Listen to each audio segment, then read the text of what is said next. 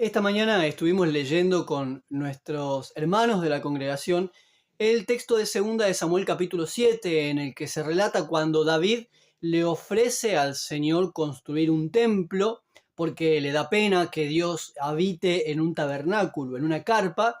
Y en un principio el profeta Natán le dice, es una muy buena idea, seguí adelante, es un gran proyecto, pero luego Dios le manda a decir a David, a través del mismo profeta, algo muy interesante. Comienza a recordarle Dios a David, desde el tiempo en que yo los saqué de Egipto, durante el tiempo de los jueces y a los que te precedieron a vos. ¿En algún momento yo le reclamé a alguien que no me construyeran una casa? Los cielos no me pueden contener. La tierra es el estrado de mis pies, le dice el Señor a David. ¿Y vos vas a construirme una casa para mí? No, al contrario, yo te saqué de atrás del redil de las ovejas de tu padre para que seas gobernante sobre mi pueblo, y soy yo quien te dará una casa. De tus descendientes vendrá el Mesías. Bueno, paráfrasis, palabras más, palabras menos. Eso es lo que encontramos en la esencia de ese relato, que tiene también su paralelo en el libro de las Crónicas. Pero meditábamos en un detalle, y es el hecho de que el templo es una de las cosas que Dios le ha concedido al ser humano, en este caso al pueblo de Israel a través de David, aunque nunca fue el propósito inicial de Dios, no es el diseño original del Señor para la adoración de su pueblo. Y en esa lista de concesiones de Dios podemos también incluir otras realidades, como por ejemplo el divorcio, que el Señor Jesús le dice a los líderes judíos, Moisés no lo mandó, lo permitió por causa de la dureza de su corazón, pero en el principio no fue así, no es el plan de Dios el divorcio. La poligamia, hace un tiempo atrás uno de los adolescentes en la iglesia me preguntó, ¿por qué antes se podían casar con muchas mujeres? Bueno, de poder, no se podía, no era lo que Dios establecía como prioridad o como ideal.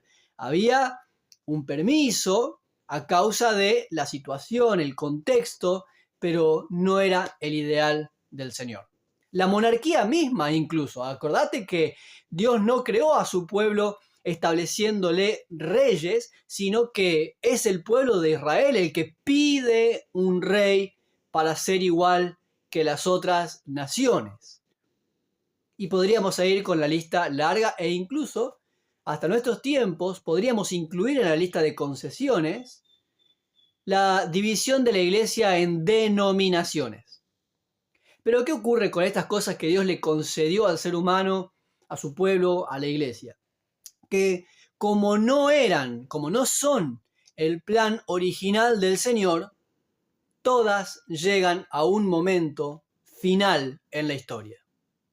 Todos estos permisos que el Señor dio, que no fueron lo que Dios diseñó, pero le permite al pueblo de Israel tener, por ejemplo, el templo, en el caso del pasaje que te estoy comentando, se lo permitió, está bien, construí un templo, pero no es mi idea original. De hecho, el concepto de templo no va a representar lo que Dios estaba deseando para su pueblo. Otro día podemos conversar acerca de eso, pero hubo un momento en el que llegó el final del templo, años 70, con la destrucción del templo de Jerusalén. Nunca más se volvió a construir y no volverá a construirse hasta que descienda del cielo la ciudad santa. Lo mismo ocurre con la monarquía. No era el plan de Dios. Está bien, les concedo tener un rey, que eso es lo que ustedes querían, pero llegó un momento de la historia en el que hubo un punto final para el gobierno de Israel mediante los reyes. Podríamos poner como una posta, como un banderín para identificar el momento histórico, la caída de Jerusalén a manos de Babilonia. Ya antes había pasado con Samaria, cayendo a manos de Asiria, y una vez que se termina, el último rey de Israel es Joaquín, y una vez terminada la monarquía, no volvió Israel, ni volverá tampoco a tener un rey humano.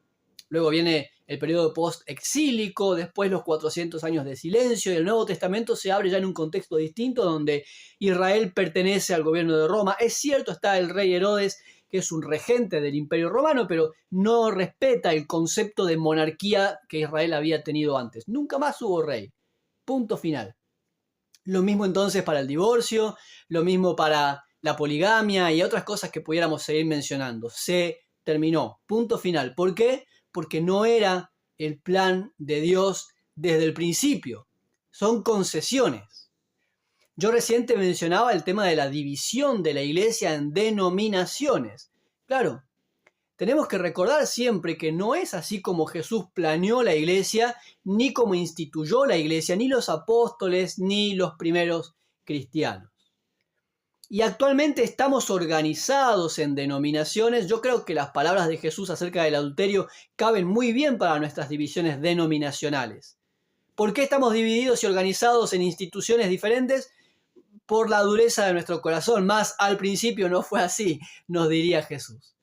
Como no sabemos convivir y tenemos esta cuestión nuestra, tan humana, de no ponernos de acuerdo y entonces, bueno, no es el ideal, pero se nos concede organizarnos en denominaciones. Hay un informe muy interesante acerca de el final de las denominaciones, de cómo se ve que la iglesia cristiana está siendo cada vez más homogénea en este sentido y que las barreras o distancias denominacionales están desapareciendo progresivamente, lo cual podría ser una buena noticia. ¿Qué otras cosas se te ocurren que son concesiones de Dios? Esas situaciones o realidades que el Señor nos permite porque así nos organizamos mejor, o porque el contexto lo requiere, o porque se dio en el surgimiento de la historia, fue una necesidad en algún momento y luego permaneció, aunque no eran la idea original del Señor. ¿Y qué pasará cuando esas cosas dejen de estar? Con respecto a la construcción de templos, por ejemplo, que es el tema que estábamos conversando con nuestros hermanos en la iglesia, reflexionábamos exactamente acerca de eso. Es que Jesús, cuando instituye la iglesia, piensa no en una religión con templos, sino en otra cosa totalmente distinta, y por eso es que siempre habrás escuchado decir, ni Jesús ni los apóstoles construyeron templos, ni los mandaron a construir. La verdad es un debate que no viene al caso en este video, se puede tener en otra oportunidad, pero es cierto. Y el cristianismo es distinto a todo lo demás, porque si querés llamarlo religión, bueno, es una religión diferente a todas, entre otras cosas, porque nunca se concibió como una religión con templos, sino como levadura en la masa, sal en la tierra, un organismo vivo que impregna a la sociedad y que la presencia de Dios no está en un lugar, sino que la presencia del Señor está en su pueblo y por medio de su pueblo, donde sea que éste esté. Donde sea que la iglesia se mueva, la presencia del Señor le acompaña. Entonces posiblemente llegará un momento en que los templos dejarán de existir. En otros países, si querés ver el video anterior a este, hay países donde la iglesia ha funcionado muy bien durante mucho tiempo sin la necesidad de construir templos. Durante el 2020 el mundo vivió una situación en la que nos puso a prueba porque debimos salir de nuestros templos. Y la pregunta fue, ¿sabemos ser iglesia sin templo? Y si la situación se repite por un virus o por lo que sea, ¿sabremos ser iglesia sin templo? Bueno, preguntémonos lo mismo con respecto a tantas otras cosas que el Señor nos concede, pero que al principio no fue así. ¿Qué tal los grupos de música?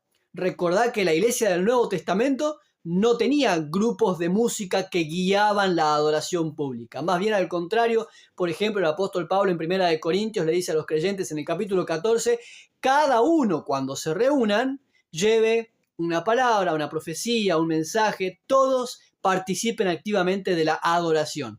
¿Qué tal ese modelo de adoración? ¿Es el que propone la iglesia del Nuevo Testamento? ¿Es el que vemos en nuestras congregaciones? ¿Serán concesiones de Dios que tienen el destino de desaparecer en algún momento de la historia? Me gustaría que te plantees esto, que lo converses con tus amigos. Quisiera ver tus comentarios aquí abajo, sabiendo qué opinás. Y como siempre, mis queridos amigos, les estrecho en un abrazo fuerte en el Señor. Y nuestra oración es la de siempre, que Dios nos ayude a ser la iglesia que Cristo quiere que seamos.